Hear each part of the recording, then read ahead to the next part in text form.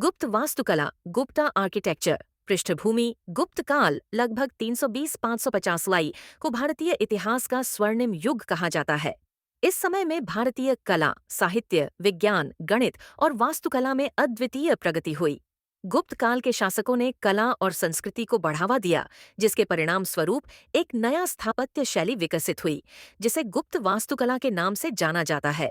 गुप्त वास्तुकला ने भारतीय स्थापत्य में कई नई विशेषताओं को जोड़ा और हिंदू मंदिरों और संरचनाओं की डिजाइन को एक नया रूप दिया। इस काल में बनी हुई इमारतें आज भी भारतीय वास्तुकला के बेहतरीन उदाहरण मानी जाती हैं। गुप्त वास्तुकला के प्रमुख तत्व। 1. मंदिर निर्माण।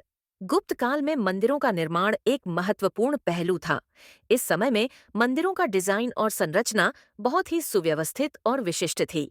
गुप्त वास्तुकला में शिखर, टेम्पल स्पायर्स की शुरुआत हुई, जो बाद में हिंदू मंदिरों का एक महत्वपूर्ण हिस्सा बन गए।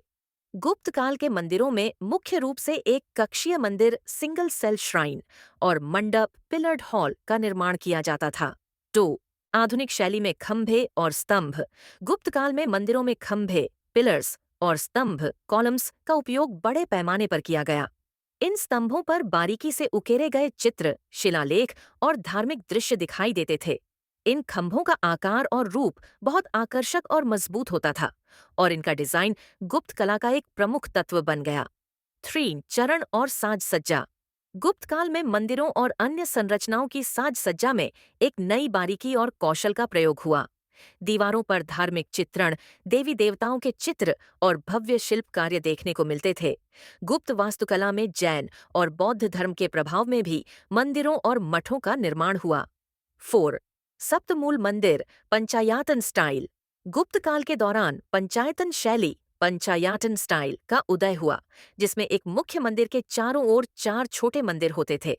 ये शैली विशेष रूप से हिंदू मंदिरों में देखी जाती थी। 5. चरणों का आकार और स्थिति।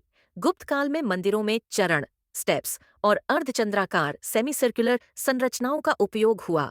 इनका उद्देश्य न केवल मंदिर में पूजा की प्रक्रिया को आसान बनाना था, बल्कि यह एक धार्मिक अनुभव को और भी बढ़ाता था। प्रमुख उदाहरण। 1. उज्जैन का कालिदास मंदिर।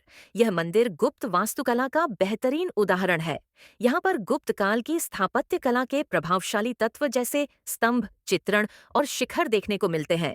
2. ग्वालियर का किला। ग्वालियर किले की निर्माण शैली में गुप्त काल के स्थापत्य तत्वों का प्रभाव स्पष्ट रूप से देखा जा सकता है।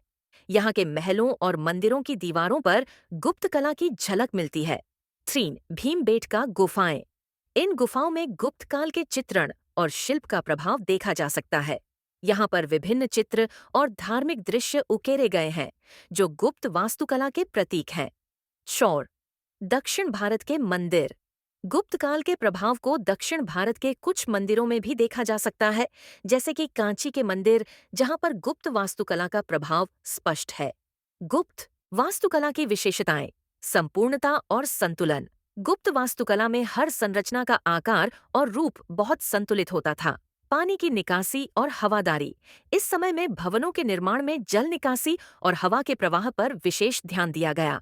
सजावटी कला। गुप्त वास्तुकला में उकेरे गए चित्र, धार्मिक शिलालेख और मूर्तियां बहुत ही सुंदर और बारीकी से उकेरी जाती थीं।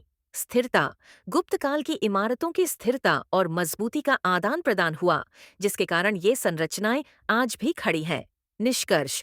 गुप्त काल की वास्तुकला ने भारतीय स्थापत्य कला में स्थायित्व, भव्यता और सौंदर्य का एक नया मानक स्थापित किया। इस काल की इमारतों में न केवल धार्मिक भावनाओं का आदान प्रदान किया गया, बल्कि इन संरचनाओं ने भारतीय कला और संस्कृति को भी एक नया दिशा दी। गुप्त वास्तुकला आज भी भारतीय विरासत का महत्वपूर्ण हिस्सा मानी जाती है।